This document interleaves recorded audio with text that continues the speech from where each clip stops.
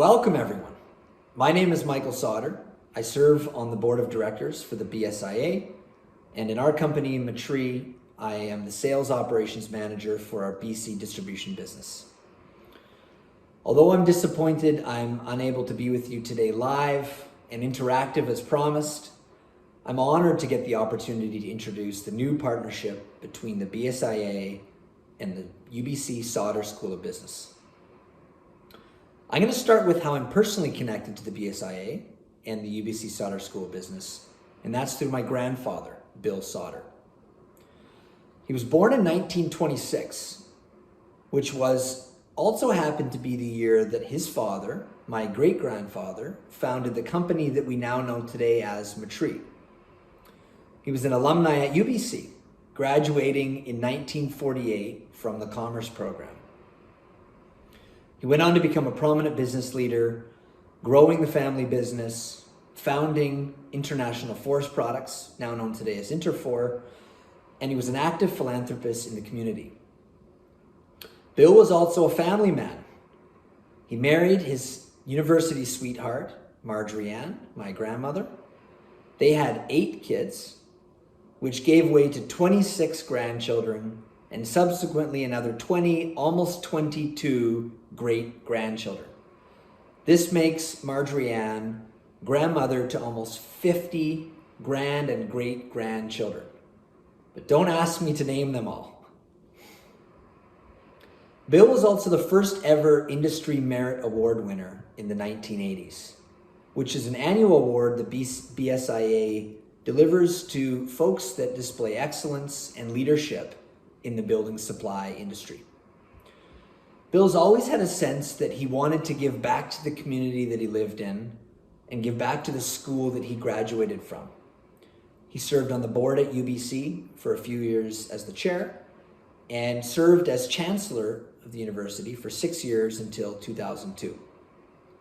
In 2003, he gifted a large endowment to UBC, and his desire was that it was earmarked for adding seats to the program because he was passionate about giving opportunities to other folks like the opportunity that he himself had.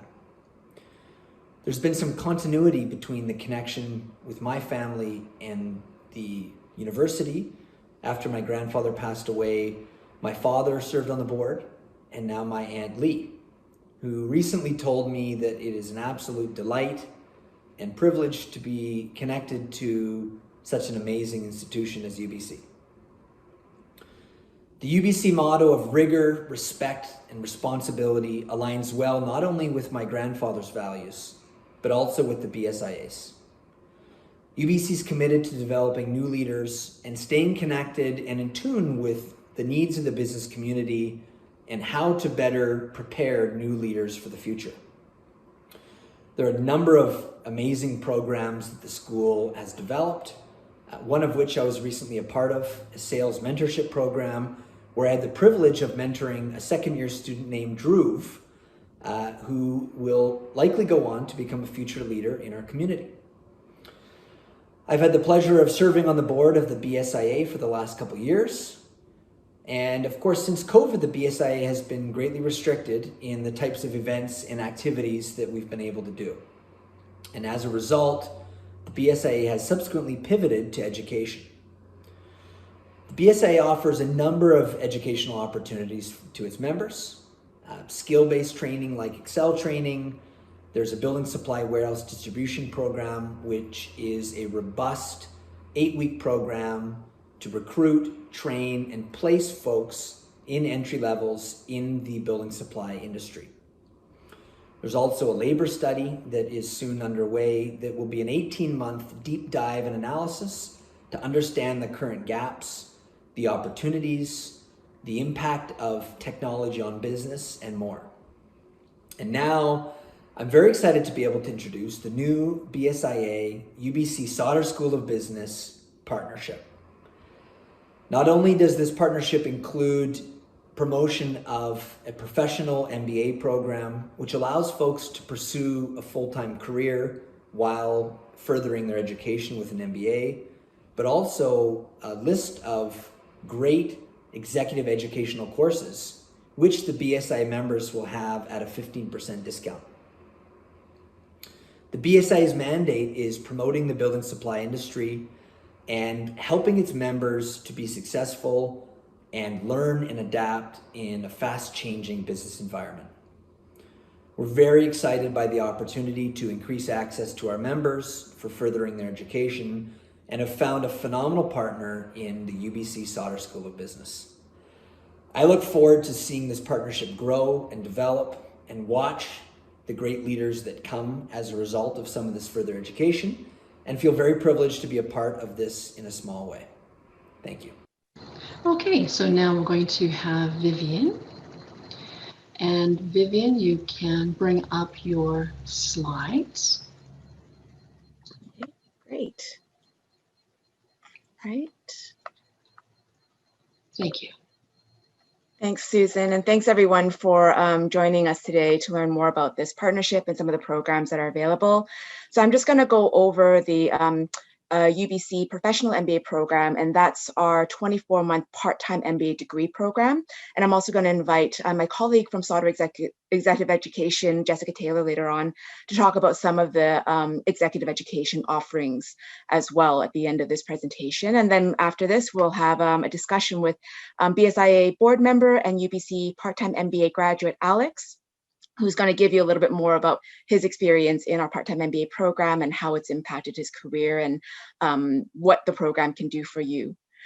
So the UBC part-time MBA program is basically a program that can be done in conjunction with a full-time career. So it is 24 months, and the classes happen just on the weekends only. So they're approximately once or twice a month, you'll have a weekend of classes. So it is fully consistent with the full-time work schedule.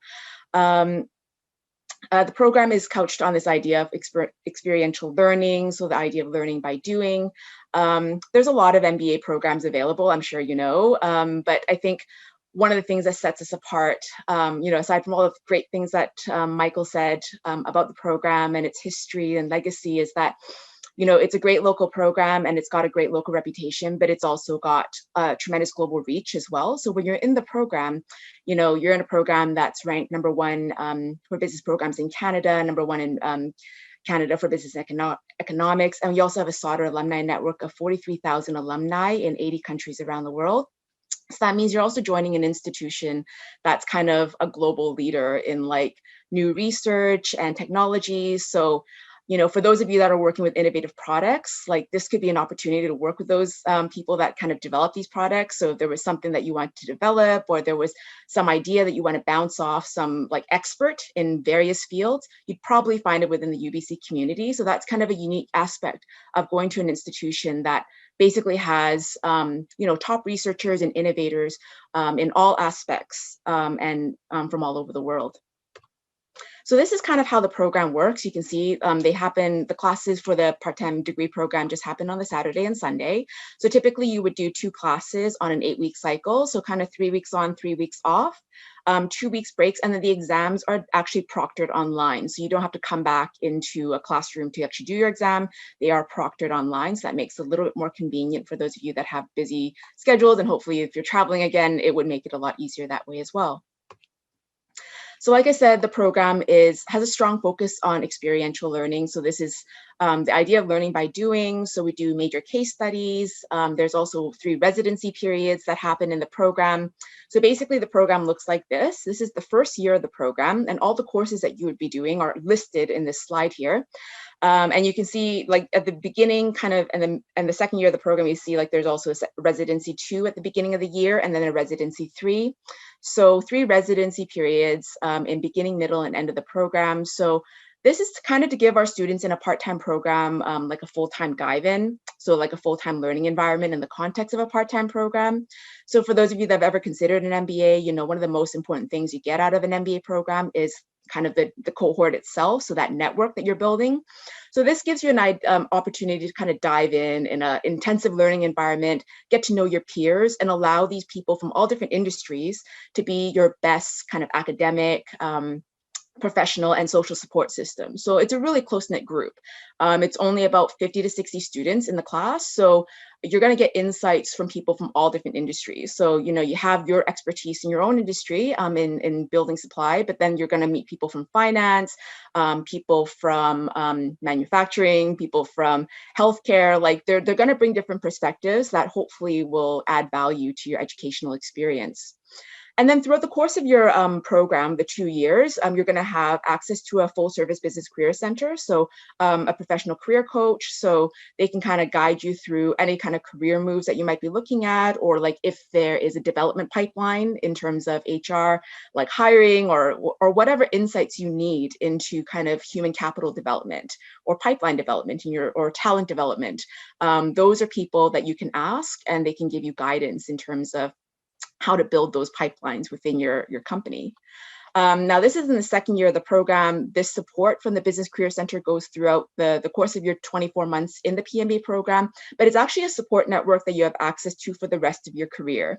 So in 10 years time, you need a contact in China, or like you need a contact in Europe, like these are people you can go back to, and there are alumni career coaches and resources and mentorship programs like the one that Michael was involved in that you can access throughout the time as a student of UBC Sauder, but also as an alumnus of UBC Sauder as well. The second year of the program, you're in these courses called advanced module courses. They're all listed here.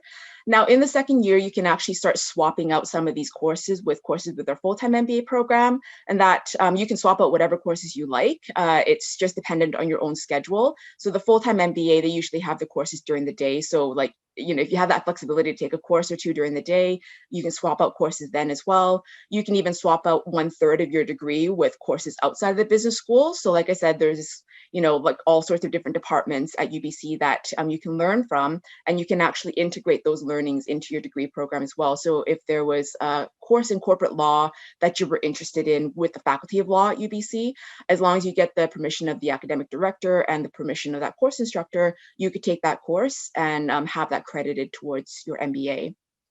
Also in the second year of the program are a variety of international opportunities that I'll talk about in a little bit more detail as we go through this presentation.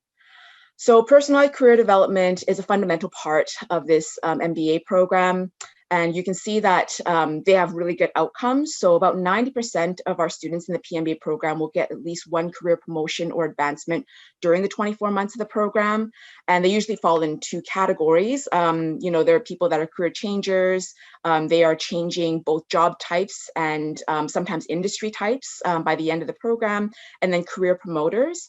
I imagine many of you would be career promoters. And I think this is one of the larger categories of students in the PMBA program because they're usually with companies that they see growth potential in and they want to kind of grow within, right? So career promoters usually stay within the same company, but you can see they move from more operational roles to more leadership strategy roles. So someone who was a logistics manager at BC Ferries at the beginning of the program was a regional manager of terminal operations at the same company by the end of the program. Someone that was an account manager in commercial banking became a VP of corporate client group by the end of the program. So you can see that shift from more operational roles to more leadership strategy role by the end of the program. This is what the typical class profile looks like. So like I said, it's usually about 50 to 60 students. We have a range of ages. There's not one type of age that's right for the program. People ask me that all the time. It falls in around 7 to 8 years of average work experience, but really it's not like, we're not saying you have to have that number of years of work experience. It's basically when you're ready to benefit from this program. And sometimes it's a conversation you have with your company as well. Like, you know, am I ready to personally benefit from this program, and what value added can I bring to the company? So part of the reason why our students get this really high rate of promotion and advancement during the 24 months of the program, so that 90% promotion and advancement rate, is because of that value added that they slowly bring to their companies as they go through the PMBA program, right? So like they go to their classes on the weekends and then they come up with new ideas by Monday morning, and then maybe they come up with like, there's some different business problems that they have as they go through the work week.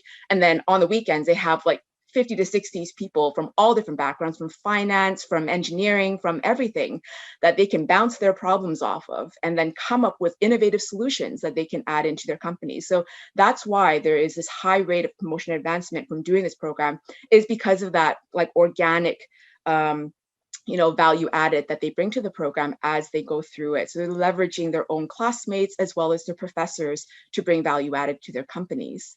So you can see that there's a variety of different undergraduate majors that our students come from. So I often get the question of whether MBAs are only for people from business backgrounds, and that is obviously not true because they come from all different backgrounds.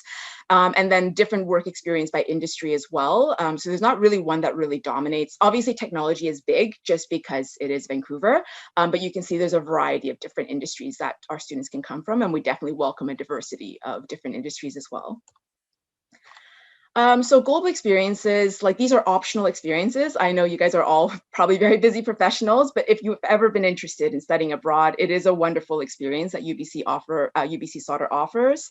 So one opportunity is our network partnership with the Yale School of Business, and it's called the Global Network of Advanced Management, and it contains like a network of basically 30 top business schools all around the world, including schools like Yale, Berkeley, and Oxford. And they offer our students the opportunity to do these global network weeks, whether they are in person for a week at another institution or they are small online network courses. So you can benefit from these institutions even if you can't go abroad by doing these small online network courses. And these are some examples of courses that these institutions have offered, right? So they often have a regional or institutional bent to them. So you can see Berkeley ran one on Bay Area innovation and entrepreneurship. Yale ran one on the behavioral science of management, and UBC ran its own network week on sustainable development goals. And so these are courses you can take at another institution, whether in person for a week or through an online course that will count as elective credits towards your MBA. So you can swap out one of those second year courses for one of these network weeks as an example. Now, a second opportunity is our international exchange program. So we do have 36 exchange partners all around the world, I think on like 6 continents. So most continents are covered except for Antarctica. So if you want to see the penguins, it's not going to be through this exchange program. But we do have partners such as Copenhagen Business School and ESSEC. These are 2 really popular ones. Obviously, getting to go to school in Europe is in like a place like Paris would be really amazing. So, they don't have to be super long. These exchange programs, they can be as short as 2 weeks up to a whole semester. So sometimes people work their vacation in to do one of these exchanges. So definitely worthwhile and an opportunity again to take up some of those elective credits in your second year. So these are just broad admission requirements. So we're looking for a B+ average in an undergraduate degree, GMAT or GRE. These are standardized tests. They're only required if you don't come from a quantitative background, like a BCom background or an engineering or a science background, though that standardized test requirement could be waived. And there's some criteria. So if you're interested in it, you can always send me an email or book an appointment with me afterwards. And I can always, I actually recommend if you're in any way interested in this and you feel this is for you, definitely book an appointment with me and let's talk one-on-one about this. This is a big investment of, your time and money and potentially of your company's support. So you definitely want to have a good discussion about this. So these are broad kind of baseline requirements. So if you feel like you kind of meet it or something's off, just have a conversation. Minimum of 2 years of work experience, but like I said, people are generally a bit more senior for this PMBA program, usually about 7 to 8 years. If you're less than that, it can still work for you so long as you have a clear goal of what you want to get out of the PMBA program. So you could be on the younger end of the spectrum as well. Minimum of 2 professional references, so ideally one from someone you report directly to. And like I said, this is a conversation you should have with an employer, if it's not financial support that you get for the program, at least kind of the professional support, time off, to do a test or just to know that you're doing the program is a powerful way of signaling that you're ready for that next step in your career and you're ready to contribute in a different way. There's a variety of small written and video essays. These are not very long, so not to worry about spending too much time about that, but be concise when you're writing those. English proficiency test is only required if you did not do a degree in English. And then a personal interview is the end of the process, which is about 30 to 45 minutes, currently done by video. These are the deadlines. These first 2 deadlines here, May 25th and July 20th, they are soft targets. So our final deadline is October 5th. But this has been a very popular program. So if you are interested in this program for our next entry, which would be January 2020, please have a conversation with me. because if you apply by that final round deadline, we're probably going to be like quite full by then. So I would recommend that you submit an application early. We admit on something called a rolling basis. So as complete applications come in, we assess them and offer a decision between deadlines. So that's how that works. Fees for Canadian residents and permanent residents is $50,000, which if you've done research into top tier MBA programs in Canada, this is roughly like half the cost. And that's only because this education is carried out in British Columbia, where there's a tuition revenue cap on domestic tuition. So basically it's like kind of half off, because a typical program like this, in Toronto would cost about $100,000. So it is still a lot of money, of course, but hopefully if there's a little bit of employer support for you, it's something that it's not paid out in a lump sum, it's paid out over 6 installments over 2 years anyway. So it is a way to kind of manage the financing of this degree. So next steps for the PMBA program, that's our website. And you can email me, my direct email is right there, vivian.tran@sauder.ubc.ca. And also you can connect with me on LinkedIn as well. And then we have a next event coming up on July 22nd and further events coming up in August as well. So feel free to connect with me. If it's not this year, or if it's something you want to consider for next year or years after, please feel free to start a conversation. Hopefully this will be an interesting opportunity for you. And Alex can tell you a whole lot more about what his personal experience has been from this program in his presentation. But before we get to Alex, I'd like to invite my colleague, Jessica Taylor, from executive education, to talk about some of the non-degree opportunities at UBC Sauder. Thanks so much, Vivian. Hi, everyone. My name is Jessica Taylor, and I'm an associate director with the executive education branch of Sauder. So the executive education branch is the professional development arm of the Sauder School of Business, and our public programs really focus on practical application of leadership and management skills. So these programs range from a 1-hour webinar to a multi-week immersive and transformative program. Over the course of the last 1.5 years, we have transitioned our programs to virtual offerings, and in the future we'll offer blended face-to-face and virtual. So there's lots of opportunities depending on your preferred learning style and your schedule. As you can see on the slide here, we have over 100 different programs, and they span a wide range of topics. So there's a little bit of something for everyone. We have an audience that's quite broad as well. So we see people coming into our programs who are very early on in their career, as well as C-suite executives who come and take the programs and see value in them. We also work with organizations directly, so we can create customized programs based on organizational needs for small groups or entire leadership teams or entire staffs of organizations as well. And I'm happy to answer any questions that you might have about those. They are a little bit more unique to the given needs of a company, and we usually go through a needs analysis process to figure out if one of our open programs might make sense, or if we need to customize to fit the needs of your business. We also offer micro credentials and certificates, and in the last year, we've actually transitioned to doing this virtually. So we have new digital certificates that you can actually present on your LinkedIn profile and share with your network in that way. And I'm very excited to be able to offer a 15% discount to the BSIA members using the code on the screen here. And I'll be sure that that's shared with your group as well. And I didn't put my email address on the slide here, but I will drop that in the chat. So if anyone has any questions about our programs, like I said, there are quite a few of them, but I'd be happy to provide any guidance to help you select which courses are best suited for your learning needs. And we have full details and course breakdowns on our website as well. So lots of details to be found there, and happy to have a conversation. And yeah, I will hand it back to Vivian at this point. Thanks. Great, thanks so much, Jessica. So I'd like to invite BSIA board member and UBC part-time MBA alumnus, Alex, to join us and talk about his experience in the UBC part-time MBA program. Thank you. Thank you, Vivian. Hello, everyone. Well, I'm going to be fairly informal. I don't have a presentation. I just recently came from a pool, so I'm still in flip-flops. So I just watched over who we have on the call here, and I can see that I know most of you, but for those that I don't know, so my name is Alex Yakovishenko. My day job is I'm a general manager for a building supplies yard in Maple Ridge called Haney Building Supplies.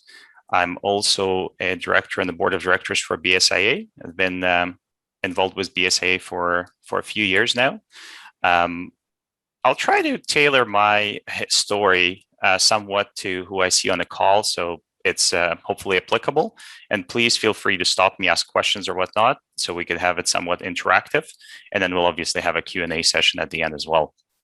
But I'll start by so my story is I was originally born in USSR, so sort of on the other side of the pond. When I was pursuing a legal career, so I do have my bachelor's in law, which is from overseas. So I've actually gone through and done this whole process of converting my degree and used that degree to apply to an MBA. I've also done it together in conjunction with changing my positions. So that was back in 2014, I believe, when I took a new job as a general manager, as well as started my part-time MBA. So the reason for me to do that was I wanted to professionalize myself. I wanted to know a little bit more. I knew a bit about law and I like to read and that sort of stuff, but I quickly realized that there are a few things that I needed to bring myself up to speed as far as business goes. I've actually gone and taken quite a few courses in accounting to make sure that I could read financial statements and those things. And then by the time I got to advanced accounting, I realized I'm not an accountant.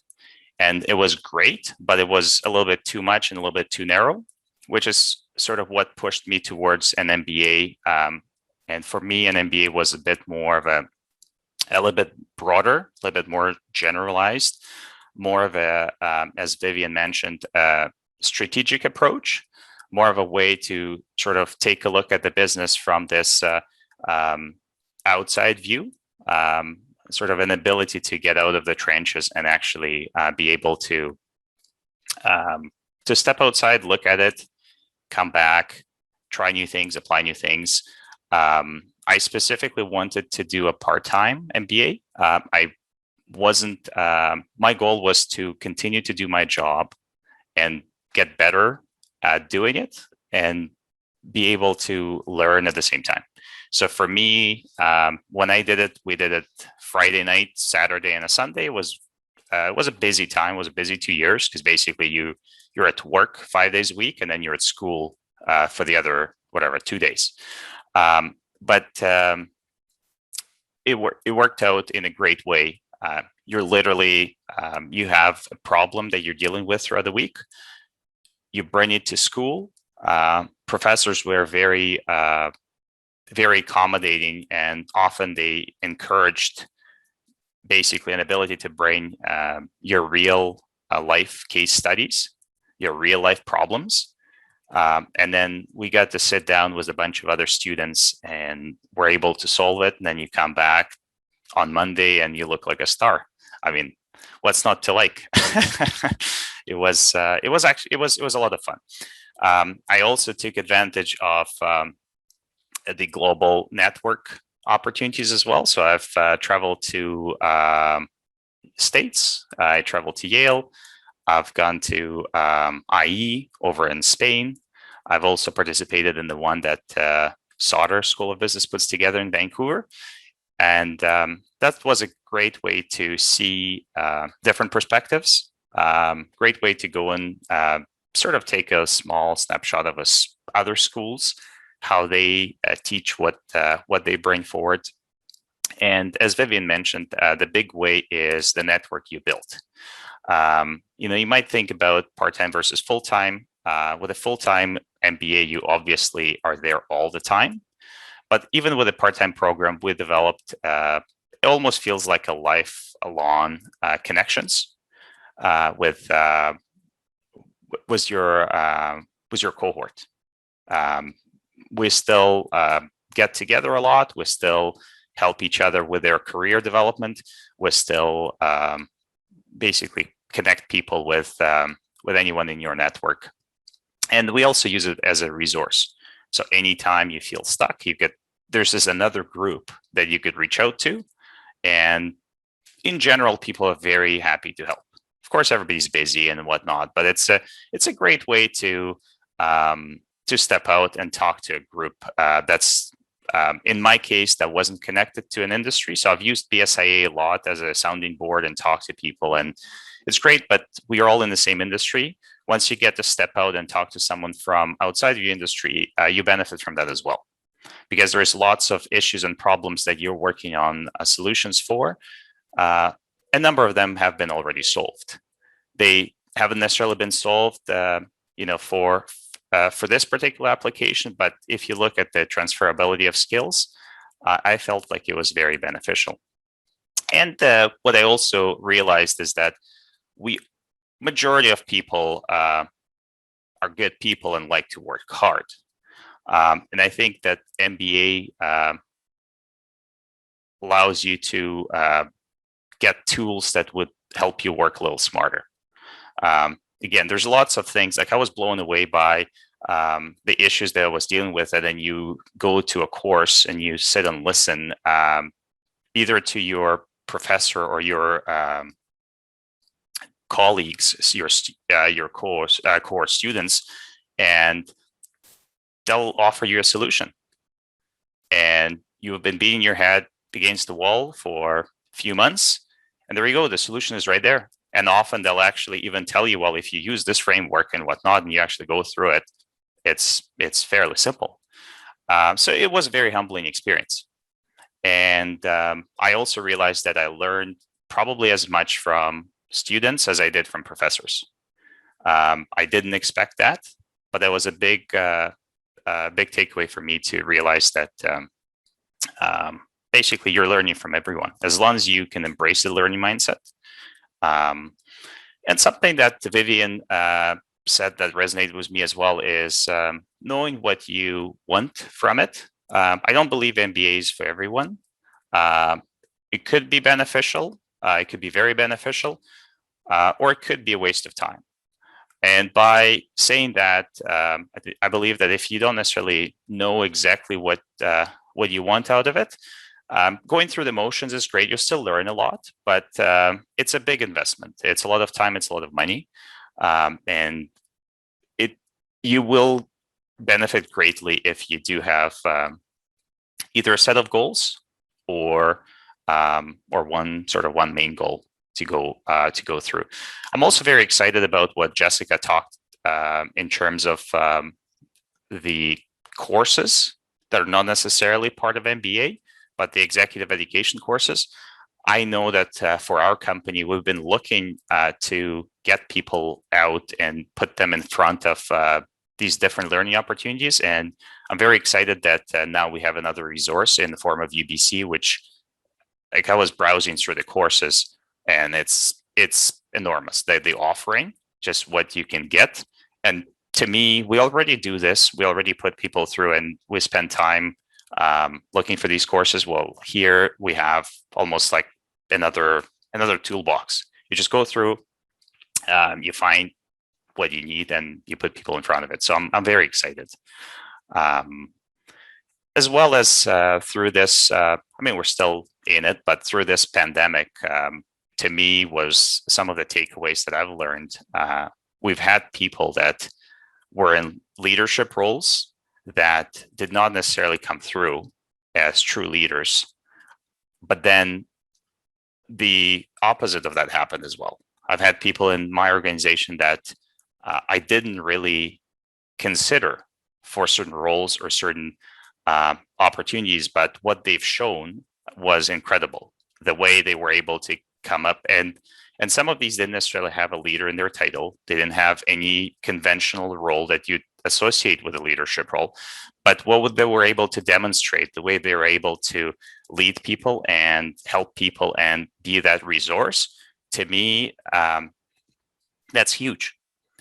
So what I will spend some time on now is making sure that we can professionalize those folks and make sure that we can put opportunities in front of them, because in my view, they truly have earned it through this. And again, I think that's where executive education becomes very, very beneficial.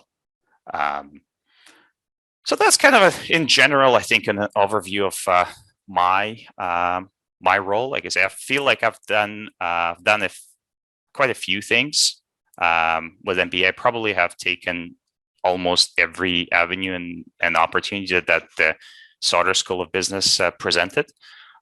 So if any of you have questions, please feel free to ask. Also connecting separately, either by phone or on LinkedIn or in person. I'd be happy to answer and sort of be that resource. That'd be great. And I also want you all to think that there's a number of people that would do an MBA, and as Vivian alluded to, it's often a very long process. You might feel overwhelmed now, which is probably okay, because I know I was really overwhelmed in the beginning. It took me some time to decide to do it.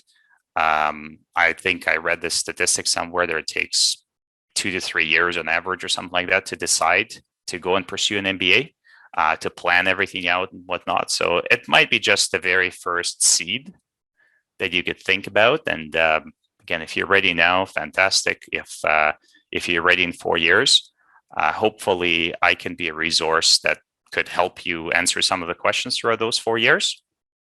And yeah, again, if we can get some of these tools that are out there that would allow us to work smarter, in my view, why not? Thank you, Alex. I'll bring Vivian and Jessica into the spotlight with you, and we'll open up for questions. So if you have a question, please add it into the chat or open your microphone and I will call you to ask your question. So I'm just going to look at the chat and see any questions, and I'll look at the participant list, see if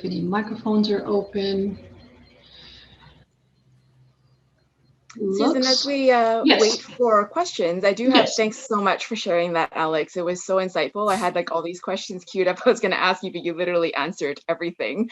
But I was going to ask you, like, as someone that you've obviously thought about like how like education can impact talent pipelines, because you've been thinking about it yourself. And so you've been through the PMBA yourself, and you've also see the value of executive education. So can you talk a little bit about like when you see organizations investing in executive education, and when an organization might consider like supporting someone that wants to do an MBA, because obviously an MBA is a much more involved process. So I'm curious to hear your perspectives on that, because you've done kind of everything. Well, I think the way I look at it is there's always time and a place, and there is always a person, right? So I think it depends. It's probably the answer. You might have a person that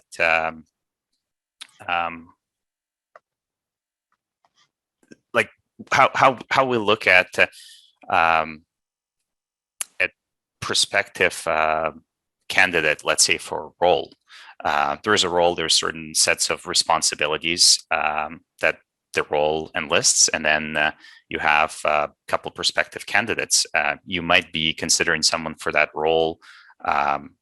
Perhaps they only could be ready in a number of months or a number of years, and you could see that person and you started mentoring that person, and at some point it becomes obvious that there's certain tools that are either missing or that person could greatly benefit from. And to me, that's where the executive education becomes very good or very beneficial. Another option would be when you have moves within the organization where, as you mentioned, you'd have someone in, say, operations or in sales, and they're transitioning more into management. Well, now you start dealing with people, you start dealing with HR, you start dealing with again, that's those tools. In terms of the MBA in general, I would probably look for people that actually want to do that, because to me, that's a much more involved process. And then you have to look at it and do some sort of a cost benefit analysis, I suppose, as you would for anything. You'd look at it and say, what's the potential outcome, and what would we gain? I think employers often worry that there is a person who will go through an MBA, and we hear these career changers, so there's a chance that that person is going to leave the company and go elsewhere. But I like this quote. I don't remember who said that, but or where I read it, but it was something along the lines of two executives talking about their people in their company, and one was saying, "Well, imagine we pay for all this education and I teach them, and they leave," and the other person say, "Well, imagine if we don't teach them and they stay." So I think we often talk about getting professionalizing our people, getting them better. We'll look at technology. We'll look at disruptors in almost every industry. And I think all that comes from the combination of tools, the combination of innovation, the ability for people to go and take risks and do new things. So for me, it probably is individual, and then I'll see. Like I say, I think I might be leaning a lot more towards executive education at this point, less maybe towards an MBA, because to me that's a quicker way of getting someone up to speed. And then once you have that person that you're willing to invest, or the person who really wants to do it, and you do see the benefit in that, then I think that would be more of a candidate for an MBA. For sure. And we also get people interested in MBAs after they do executive education courses, because it's a nice taster of what the network is like and the quality of the teaching. Excellent. Okay, now I think you have all done a fantastic job, and we have a question. Eric, go ahead. Yeah, hi. Thanks, Vivian. Thanks, Alex. That was great. One quick question, because this has actually been coming up a lot at my specific employer today, is talking about supporting EMBA programs. And a question that has, does Sauder School of Business have like a case study or a report that shows sort of the standard company support for an employee and what that entails, i.e., is there contracts for staying a certain amount of time afterwards? And what does that support look like in form of percentage or dollar? Just wondering if there was something like that available. Yeah, I can take a stab at that question. So the professional MBA at Sauder is the closest thing we have to an EMBA program. So if you're more senior level and you're thinking EMBA and you want UBC, the professional MBA program would be the one to do it in.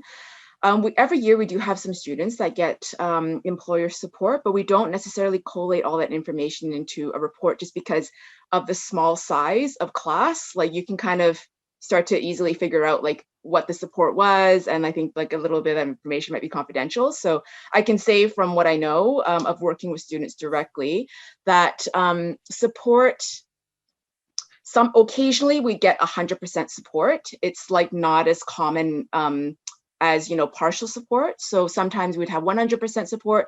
And with those contracts, like it would be a contract that, obviously the company kind of works with the candidate on. And usually it's to specify like a number of years. And I've seen like anywhere from like 2 to 4 years. And that usually includes the period of time when they are actually studying in the program as well. So usually I guess it kind of like anywhere from like typically 2 to 4 years post-program, or even as short as like actually 1 to 4 years like post-program, which is quite generous if it was only a stipulation of 1. But like some specified number of years post-program.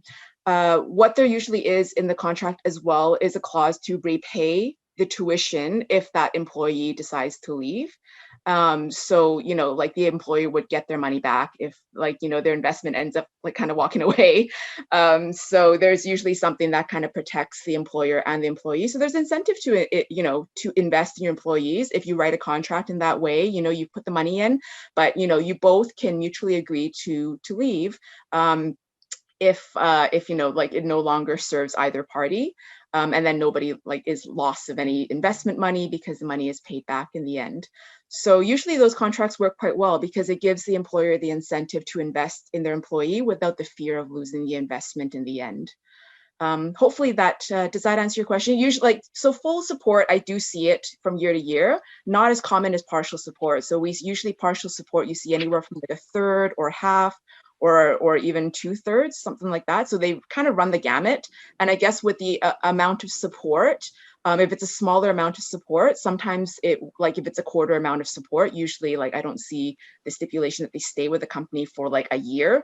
You know, usually that's just kind of professional development if it's like a smaller amount of support. Whereas if it's like full support or veering towards full support, it would be kind of like a number of years afterwards, depending on the level.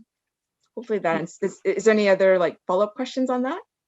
No, it just sort of, I was just wondering if there was like a presentation or something for HR departments to analyze, to look at sort of what the market standards are. And I say it because specifically, we had a specific instance where we offered it to somebody, and what we offered was lower, much lower than what the people in his cohort have, and he's no longer with the company. And so it was a pretty impactful situation where we didn't have the right data at the time. And like I said, but I mean, it sounds like they probably just call you and they can get that information. So yeah, I mean, I can always like work up something with our Business Career Center and see. They don't usually, from what I know, they don't compile like a formal report, but they can give you guidelines. So if you want, you can contact me, and then I will see what information I can pull together and what kind of guidelines, and we can have a conversation about it. Sure, that sounds good. Thank you. Yeah.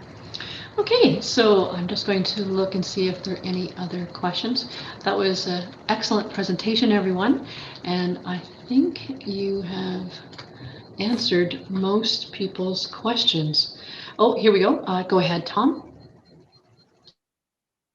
Hi, I have a question for Jessica. Jessica, can you give me an idea of what kind of time commitments involved for, I'm sure it runs a range, but a typical executive training program? Are we talking a few weeks, a few months, how many hours a week, that kind of thing?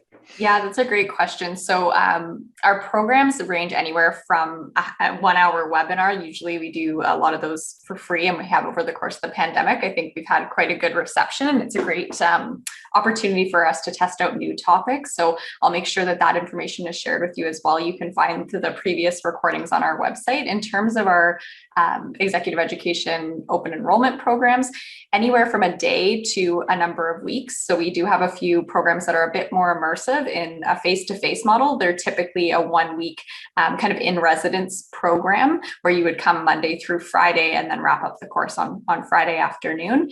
Right now in the virtual world, we've used the opportunity to spread the programs out a little bit. Obviously, offering the programs on Zoom, we've tried to create some asynchronous videos that you can do in advance of the program to limit the amount of time you're sitting in front of your computer screen and allow participants to do it on their own time. And we've also found that's been really helpful for people with different learning styles.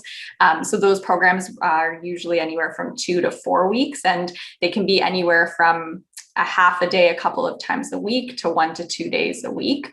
And then our short open enrollment programs are usually 1 to 3 days. And we've maintained that model in the virtual world as well. So it really does range depending on the topic you're interested in. But 1 to 3 days is kind of the most of our portfolio is 1 to 3 days. And then there's a few more foundational programs that are a bit longer. Okay, thank you. That's a lot of good info. Yeah, no problem. I know there's a ton of programs on our website, as Alex alluded to. So please do let me know if you have any other questions. There's a lot of information there, but we're happy to help you understand which programs are best for you. And then we also offer certificates. So those are typically, you take one of those longer immersive programs and then in combination with a number of electives. So you can really cater it to what the areas that you're looking to develop. And then you end up with a certificate at the end of it. Okay, wonderful. Well, I've taken down your email address. Thank you. Thanks, Tom. Thank you very much. Okay, so I'll just see if there's any other questions or microphones. Here we go. Go ahead, Ron. Yeah, hi. First of all, thank you, Vivian and Alex, Jessica. It's really great. I mean, it really gets my thinking again of education, and I wish though I was many years younger that I can take advantage of these MBA program. But I think for most of us, I think in this industry now, that we're probably looking at more so at the executive programs that are available. So are there any qualifications that you need to participate in those programs? Is it as specific as what the requirements are for getting into the MBA program? No, so there aren't many requirements at all other than your time commitment to the program. So they are not degree programs. So you don't end up with a degree at the end. We do offer the micro credentials and the certificate. So that's one of the major differences between the programs. But the requirements themselves, there aren't really any. Our open enrollment programs, we see a really interesting range of individuals who sign up for those programs, which really adds to the value participants see. You get to network with quite a lot of people from different backgrounds, different types of companies, different levels of experience. So yeah, it's quite broad, and we've tried to replicate that networking experience in the virtual environment, which has been an interesting learning curve for us, but we've found some unique ways to do that. And obviously in the face-to-face model, you'd have things like the coffee break and those sorts of opportunities to network.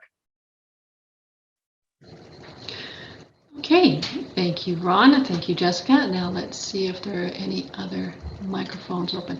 Thomas, go ahead. Well, welcome everyone. It's Thomas Foreman, and just so excited to have everybody here today to talk about, the future of what the BSIA can offer our members and supporting casts. A good friend of mine a long time ago said, "Knowledge is your sword," and I'm a really peaceful guy, so it's sort of the wrong image, but it really is important for us to understand that, our future is based on what we know and what we learn. I've seen a lot of growth within the people that are on this call today and know the thirst for knowledge and moving forward and becoming a little bit smarter is going to help all of us and each of you better yourself in your career and your life.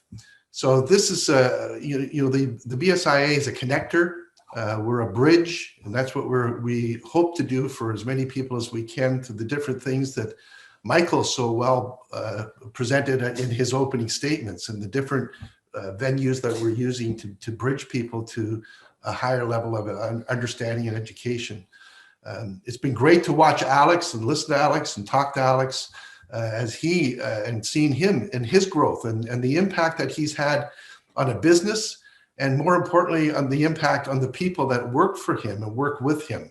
And that's what really our life it should be about, is the development of us, the development of people, so that we can leave this world a little bit better place than when we started.